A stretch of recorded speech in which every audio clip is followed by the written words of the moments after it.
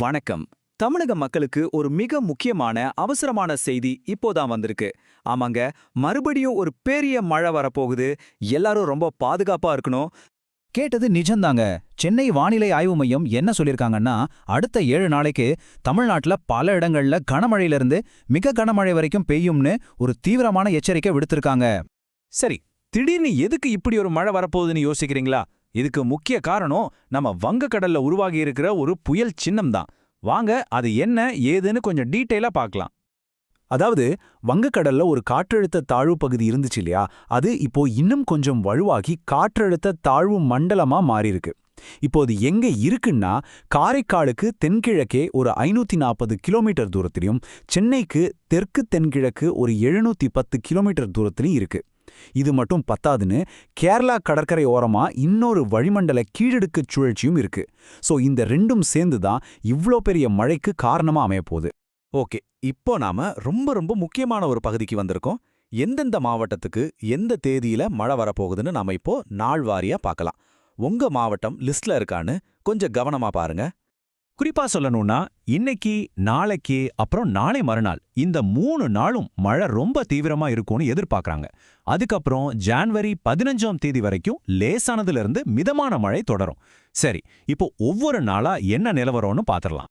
முதல்ல இன்னைக்கு பாத்தீங்கன்னா, திருவாரூர், நாகப்பட்டினம், அப்புறம் காரைக்கால் பகுதிகளில் மிக கனமழைக்கு வாய்ப்பு இருக்கு.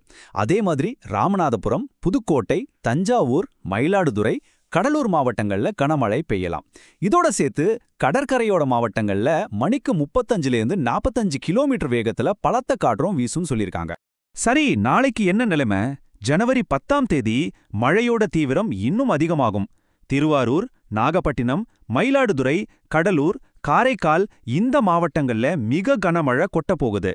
ரொம்ப முக்கியமா சென்னை, செங்கல்பட்டு, திருவள்ளூர், காஞ்சிபுரம்னு ஆரம்பிச்சு கிட்டத்தட்ட ஒரு 10 மாவட்டங்கள்ல கனமழை பெய்யும்னு எச்சரிச்சிருக்காங்க. அடுத்து 11ஆம் தேதி அன்னைக்கு பாத்தீங்கன்னா, இந்த கனமழையோட மையம் அப்படியே வட தமிழகத்தை நோக்கி நகருது. அதனால சென்னை, செங்கல்பட்டு, திருவள்ளூர், காஞ்சிபுரம், ராணிப்பேட்டை, வேலூர், திருவண்ணாமலை, விழுப்புரம், அப்புறம் புதுச்சேரி இங்கெல்லாம் கனமழைக்கு வாய்ப்பு இருக்கு. இதுக்கப்புறம் நான் முன்னாடியே சொன்ன மாதிரி ஜனவரி 15 வரைக்கும் தமிழ்நாட்டுல பரவலா லேசான மழை இருக்கும். இவ்ளோ பெரிய மழை வருதுன்னு சொன்னா உடனே நம்ம எல்லாருக்கும் மனசுல வர்ற முதல் கேள்வி என்ன? ஸ்கூலுக்கு லீவ் விடுவாங்களா இல்லையா? அதுதானே? வாங்க, அத பத்தியும் மத்த பாதுகாப்பு நடவடிக்கைகள் பத்தியும் இப்ப பார்க்கலாம். சரி, இப்ப எல்லாரும் கேக்குற அந்த முக்கியமான கேள்விக்கு வருவோம். பள்ளிகளுக்கு விடுமுறை உண்டா? பாருங்க, இந்த முடிவு முழுக்க முழுக்க அந்தந்த மாவட்ட கலெக்டர்கள் கையில தான் இருக்கு. அவங்க மழையோட நிலைமையை பார்த்துட்டு தான் விடுமுறை பத்தி முடிவு பண்ணுவாங்க. குறிப்பா சென்னை, செங்கல்பட்டு, காஞ்சிபுரம், கடலூர் மாதிரி எங்கெல்லாம் கனமழை எச்சரிக்கை கொடுத்துருக்காங்களோ அந்த மாவட்டங்கள்ல கலெக்டரோட அறிவிப்புக்காக நம்ம வெயிட் பண்ணி தான் ஆகணும். இப்போ ஒரு ரொம்ப ரொம்ப அவசரமான முக்கியமான எச்சரிக்கை.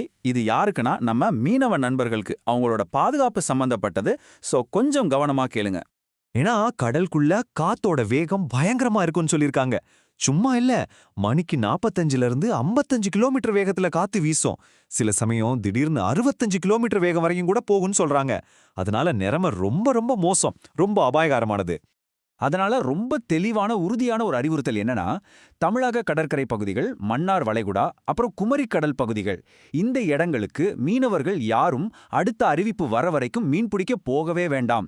தயவு செஞ்சு இந்த எச்சரிக்கையை ரொம்ப சீரியஸா எடுத்துக்கோங்க, மீற வேண்டாம்.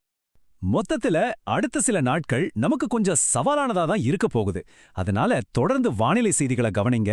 தேவையில்லாத பயணங்களை தயவு செஞ்சு தவிர்த்திடுங்க. உங்களையும் உங்க குடும்பத்தையும் பத்திரமா பாத்துக்கோங்க. இந்த கனமழையை எதிர்கொள்ள நீங்க தயாரா இருக்கீங்களா?